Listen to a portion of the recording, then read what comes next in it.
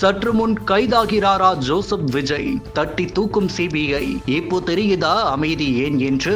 கரூர் வேலுச்சாமிபுரத்தில் கடந்த செப்டம்பர் மாதம் 27 தாவேகா தலைவர் விஜய் பங்கேற்ற கூட்ட நெரிசலில் சிக்கி 41 பேர் உயிரிழந்தனர். இந்த சம்பவம் குறித்து சிபிஐ அதிகாரிகள் விசாரணை மேற்கொண்டு வரும் நிலையில் இரண்டாவது முறையாக விஜயை டெல்லிக்கு அழைத்துள்ளது சிபிஐ.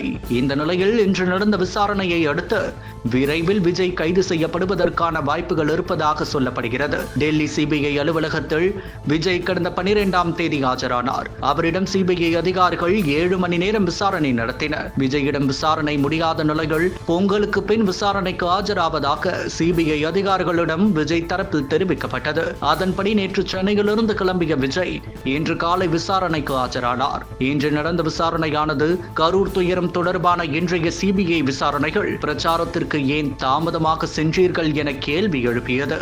சாலையில் வளைவுகள் நிறைய இருந்ததால் கரூர் செல்ல 7 மணி நேரம் தாமதம் என தாவேகா தலைவர் விஜய் கூறியதாக தகவல் வெளியாகி தாமதத்திற்கு வளைவுகள் தான் காரணம் என்பதற்கான ஆதாரத்தை விஜயிடம் சிபிஐ கேட்டுள்ளது. கூட்டம் அதிகமாக இருந்த போதிலும் பிரச்சார வாகனம் தொடர்ந்து முன்னேறியது ஏன்?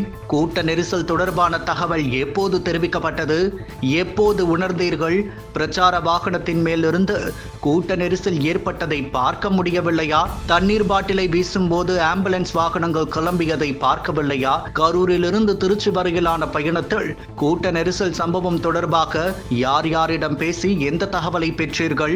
அரசு நிர்வாகம், காவல்துறை அதிகாரிகளின் எச்சரிக்கை மீறப்பட்டதா என பல அடுக்கடுக்கான கேள்விகளை எழுப்பிய சிபிஐ இந்த கேள்விகளுக்கு விஜய் அளித்த பதிலின் அடிப்படையில் தான் இந்த வழக்கின் குற்றப்பத்திரிகையில் விஜய் பெயர் சேர்க்கப்பட உள்ளதாக தகவல் வெளியாகியுள்ளது. பிப்ரவரி முதல் அல்லது 2வது வாரத்தில் முதற்கட்ட குற்றப்பத்திரிகையை சிபிஐ தாக்கல் செய்ய திட்டமிட்டுள்ளது.